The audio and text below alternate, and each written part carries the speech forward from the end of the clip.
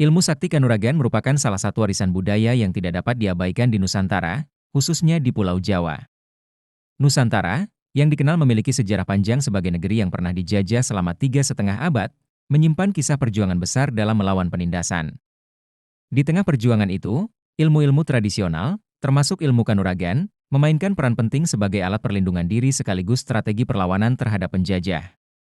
Ilmu kanuragan adalah salah satu cabang dari ilmu kejawen, sebuah tradisi spiritual masyarakat Jawa yang syarat akan nilai-nilai luhur.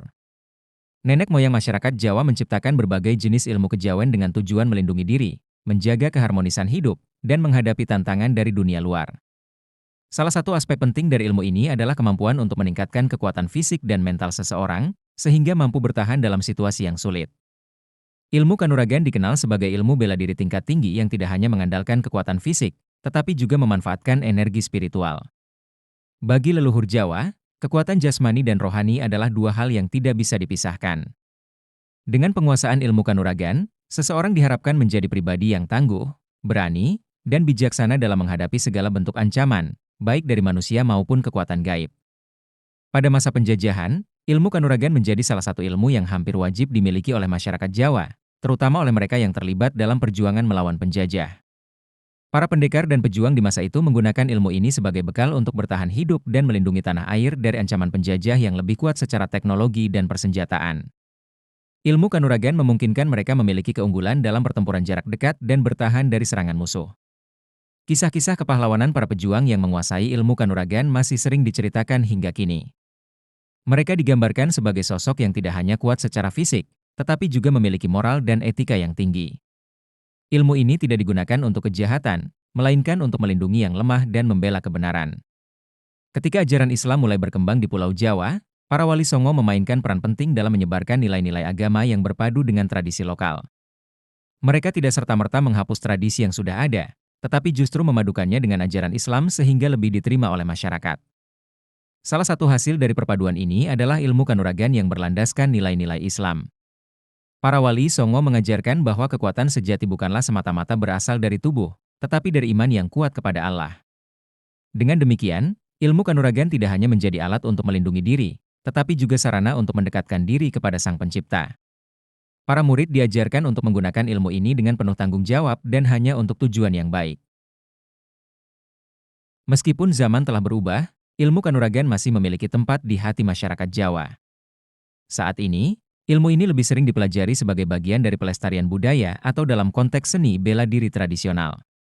Nilai-nilai yang terkandung di dalamnya, seperti keberanian, kedisiplinan, dan pengendalian diri, tetap relevan dan dapat menjadi inspirasi bagi generasi muda. Ilmu kanuragan mengajarkan bahwa kekuatan fisik harus seimbang dengan kekuatan batin.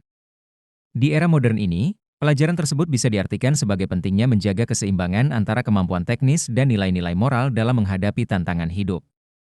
Warisan leluhur ini, meskipun tidak lagi digunakan untuk melawan penjajah secara fisik, tetap menjadi simbol semangat juang dan kepercayaan diri bangsa Indonesia.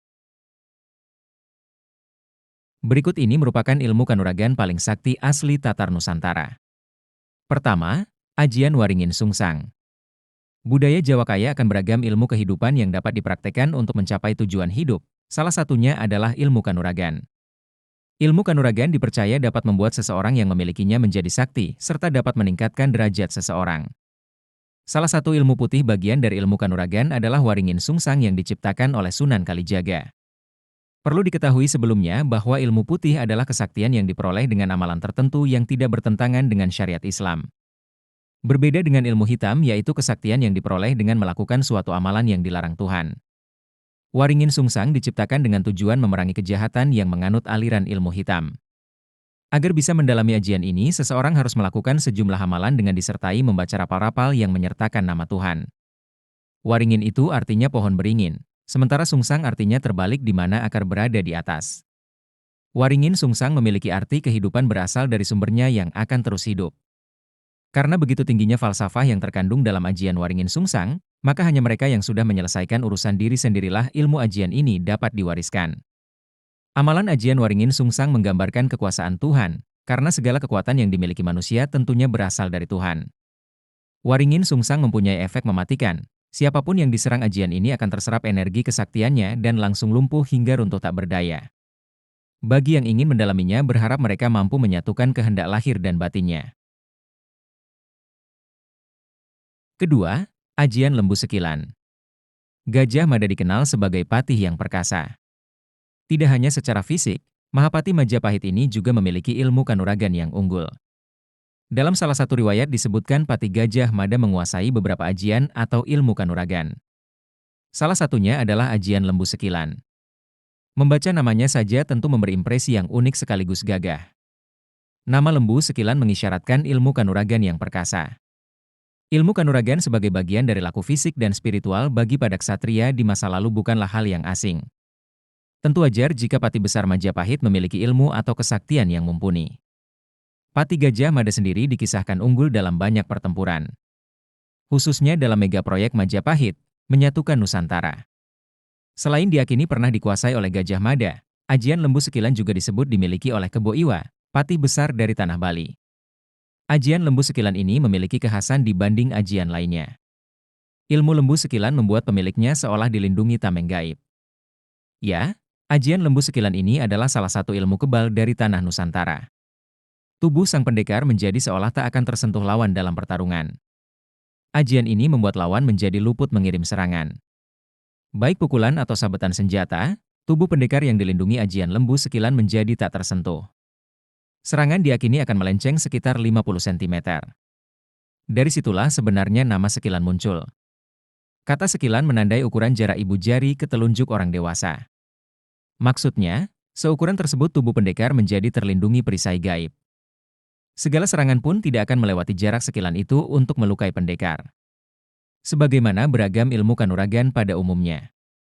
Ajian lembu sekilan juga menuntut tirakat dan syarat tertentu. Konon, mereka yang ingin menguasai ajian ini harus menjalani puasa ngidang selama 40 hari. Puasa ngidang adalah puasa khusus yang dimulai pada Kamis Wage. Makan sahur dan buka puasa ngidang tidak boleh sembarangan.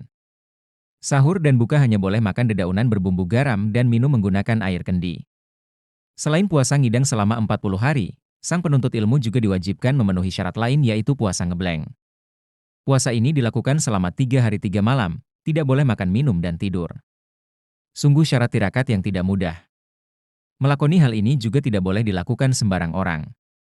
Terbukti di antara banyak nama besar Majapahit, hanya muncul Patih Gajah Mada saja yang berhasil menguasai ilmu tersebut. Kemampuan fisik dan spiritual Patih Gajah Mada mestilah ditempa dengan sangat baik sehingga menjadi sosok sakti mandraguna yang mengabdi bagi tanah pertiwinya. Ketiga, ajian rawa rontek. Ajian rawa rontek merupakan ilmu yang berasal dari Jawa. Konon katanya, ilmu ini akan membuat pemiliknya hidup abadi. Ilmu Jawa kuno ini biasa digunakan oleh para jawara di masa lalu untuk memberikan kekuatan lebih pada tubuhnya. Selain untuk jaga diri, ilmu ini juga dipercaya digunakan oleh para pejuang kemerdekaan Indonesia pada masa penjajahan. Seseorang yang mempelajari ilmu ini, konon tidak bisa mati meskipun dalam kondisi kepala terpenggal. Kepala tersebut akan kembali menyatu dengan badan pemilik ilmu rawa rontek tersebut. Maka dari itu, ilmu ini dipercaya dapat membuat seseorang kekal abadi. Rawa rontek dipercaya sebagai salah satu ilmu hitam. Maka dari itu, siapapun yang ingin memiliki kesaktian dari ilmu akan diminta syarat yang sangat berat. Syarat ini sangatlah sebanding dengan kedahsyatan dari ajian rawa rontek. Meskipun tingkat kesulitan untuk mempelajari ajian ini sangatlah tinggi, namun ternyata ajian rawa rontek dapat diwariskan kepada orang lain. Seseorang akan mewariskan ilmu ini kepada orang lain ketika hendak mengakhiri hidupnya. Saat ilmu ini telah diwariskan kepada orang lain, maka pewaris ilmu ini akan kehilangan kesaktiannya dan menjadi manusia biasa pada umumnya. Setiap ilmu kanuragan tentunya memiliki kelemahan, tidak terkecuali rawa rontek. Konon sumber kekuatan ilmu ini berasal dari tanah.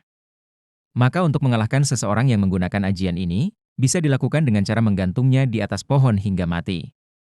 Tanpa menyentuh tanah, kesaktian ilmu tersebut akan hilang dengan sendirinya.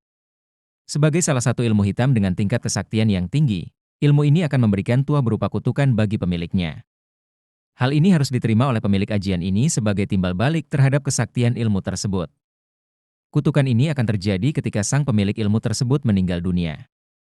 Bentuk dari kutukan ajian rawa rontek berupa perubahan wujud manusia menjadi kecil dan mengering seperti jenglot.